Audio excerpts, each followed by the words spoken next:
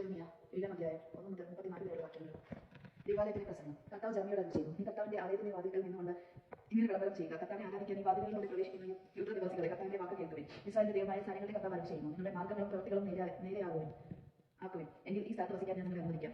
കർത്താവിന്റെ ആലയം എന്നുള്ള വാക്കുകളിൽ ആശ്രയിക്കരുത്. നിങ്ങളുടെ മാർഗ്ഗങ്ങളും പ്രവൃത്തികളും തിരിഞ്ഞ് അയൽക്കാരനോട് യഥാർത്ഥമായ നീതി പുലർത്തിയ പരദേശിയെ, അനന്തനെയും വിധവയെയും ചൂഷണം ചെയ്യാതെ ഇവിടെ നിഷ്കളങ്ക രക്തം ചിന്താതെ ഇരുന്നാൽ, നിങ്ങളുടെ തന്നെ നാശത്തിന് അന്യദൈവന്മാരുടെ പുറകെ പോകാതിരുന്നാൽ, ഇവിടെ നിങ്ങളുടെ പിതാക്കന്മാർക്ക് ഞാൻ നൽകിയ ഈ ദേശത്ത് എന്നേക്കും വസിക്കാൻ ഞാൻ നിങ്ങളെ അനുവദിക്കും. ഇത് ഉള്ള വാക്കുകളാണ് നിങ്ങൾ ആശ്രയിക്കുന്നത്. അത് വൃദ്ധമാണ്. നിങ്ങൾ മോഷ്ടിക്കുകയും കൊല്ലുകയും വ്യഭിചാരം ചെയ്യുകയും കള്ളസാക്ഷി പറയുകയും മാന്യ ധൂപം അർപ്പിക്കുകയും നിങ്ങൾ അറിഞ്ഞിട്ടില്ലാത്ത ദൈവങ്ങളെ പിൻചെല്ലുകയും ചെയ്യുന്നു. എന്നിട്ട് എന്റെ നാമത്തിലുള്ള ഈ ഹൃദയത്തിൽ എന്റെ സന്നിധിയിൽ വന്നു നിന്ന് ഞങ്ങൾ സുരക്ഷിതരാണെന്ന് പറയുന്നുവോ? ഈ മ്ലേച്ഛതയെല്ലാം സുരക്ഷിതമാക്കി തുടരണമെന്ന് എന്റെ നാമം വിളിക്കുന്ന ഈ ആലയം നിങ്ങൾക്ക് മോഷ്ടാക്കളുടെ ഗുഹയോ?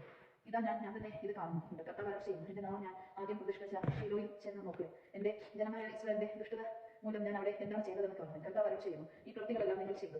ഞാൻ വീണ്ടും സംസാരിച്ചിട്ട് നിങ്ങൾ ചെവിയുന്നില്ല. ഞാൻ വിളിച്ചു, നിങ്ങൾ വിളി കേട്ടില്ല. അതുകൊണ്ട് ശീലയോട് ചെയ്തത് തന്നെ എന്റെ നാമത്തിലുള്ള നിങ്ങൾ ആശ്രയിക്കുന്ന ഈ ആലയത്തോട് നിങ്ങൾ പിതാക്കന്മാർക്കും നിങ്ങൾക്കുമായി നൽകിയ ഈ സ്ഥലത്തോട് ഞാൻ പ്രവർത്തിക്കും. നിങ്ങളുടെ സഹോദരങ്ങളായ എഫ്രൈം സന്തതികളെ തള്ളിയതുപോലെ നിങ്ങളെയും എന്റെ സന്നദ്ധിയിൽ നിന്ന് ഞാൻ പുറത്തള്ളും. ആരാധനയിലെ അനാചാരങ്ങൾ. ഈ ജനത്തിന് വേണ്ടി നീ പ്രാർത്ഥിക്കരുത്. അവർക്ക് വേണ്ടി നിലവിളിക്കുകയോ യാചിക്കുകയോ വേണ്ട. അവർക്ക് വേണ്ടി എന്റെ മുൻപിൽ നീ മധ്യസ്ഥം പറയുന്നത് ഞാൻ നിന്റെ അപേക്ഷ കേൾക്കുകയില്ല. യൂദയിലെ നഗരങ്ങളിലും ജെറുസലേമിലെ തെരുവീതികളിലും ഞാൻ ചെയ്യാത്തതെന്ന് നീ കാണുന്നില്ലേ? ആകാശ രാജ്ഞിക്ക് സമർപ്പിക്കുന്നതിന് വേണ്ടി അപ്പം ചുടാൻ കുഞ്ഞുങ്ങൾ വിറക് പറക്കുന്നു. പിതാക്കന്മാർ തീ ഊതുന്നു, സ്ത്രീകൾ മാവ് കുഴയ്ക്കുന്നു. എന്നെ പ്രകോപിപ്പിക്കാൻ വേണ്ടി അവർ അന്യദേവന്മാർക്ക് പാനീയ നൈവേദ്യം ഒരുക്കുന്നു. എന്നെയാണോ അവർ പ്രകോപിക്കുന്നത്? കർത്താവ് ചോദിക്കുന്നു. അല്ല, തങ്ങളെ തന്നെയാണ് പ്രകോപിച്ചത്. പരിഭ്രാന്തിയിൽ ആഴ്ത്തരുത്. ആകെ ദൈവമായ കർത്താവ് അരുളി ചെയ്യുന്നു, ഈ ദേശത്തെ മനുഷ്യരുടെയും മൃഗങ്ങളുടെയും മരങ്ങളുടെയും ഭൂമിയിലെ ഫലങ്ങളുടെയും മേൽ എന്റെ കോപവും ക്രോധവും ഞാൻ ചൊരിയും. അത് ക്ഷമിക്കാതെ കത്തിയിരിക്കും. ഇസ്രായേലിന്റെ ദൈവമായ സൈന്യങ്ങളുടെ കർത്താവ് അരുളി ചെയ്യുന്നു, ബലികളും അവയ്ക്ക് മേൽ ദഹനബലികളും അർപ്പിക്കുവിൻ. അവയുടെ മാംസം മുഴുവൻ നിങ്ങൾ തന്നെ തിന്നുവിൻ. ഈജിപ്തിൽ നിന്ന് നിങ്ങളുടെ പിതാക്കന്മാരെ കൊണ്ടുവന്നപ്പോൾ ബലികളെ പറ്റിയോ ദഹനബലികളെ പറ്റിയോ ഞാൻ അവരോട് സംസാരിക്കുകയോ കൽപ്പിക്കുകയോ ചെയ്തിരുന്നില്ല. എന്നാൽ ഒരു കാര്യം ഞാൻ അവരോട് കൽപ്പിച്ചിരുന്നു, എന്റെ വാക്കനുസരിക്കുവിൻ. ഞാൻ നിങ്ങളുടെ ദൈവവും നിങ്ങൾ എന്റെ ജനവുമായിരിക്കും. ഞാൻ നിങ്ങളോട് കൽപ്പിക്കുന്ന മാർഗ്ഗത്തിലൂടെ ചരിക്കുവിൻ. നിങ്ങൾക്ക് ശുഭമായിരിക്കും. അവരാകട്ടെ അനുസരിക്കുകയോ കേൾക്കുകയോ പോലുമോ ചെയ്തില്ല. നിങ്ങളുടെ ദുഷ്ടഹൃദയത്തിന്റെ പ്രേരണ അനുസരിച്ച് തന്നിഷ്ടം പോലെ അവർ നടന്നു. അവരുടെ നടപ്പ് മുന്നോട്ടല്ല പിന്നോട്ടായിരുന്നു. നിങ്ങളെ പിതാക്കന്മാർ ഈജിപ്തിൽ നിന്ന് പുറപ്പെട്ട നാൾ മുതൽ ഇന്ന് വരെ തുടർച്ചയായി എന്റെ ദാസന്മാരായ പ്രവാചകന്മാരെ അവരുടെ അടുക്കലേക്ക് ഞാൻ അയച്ചു. എന്നാൽ അവരെ അനുസരിക്കുകയോ ശ്രമിക്കുകയോ പോലും ചെയ്തില്ല.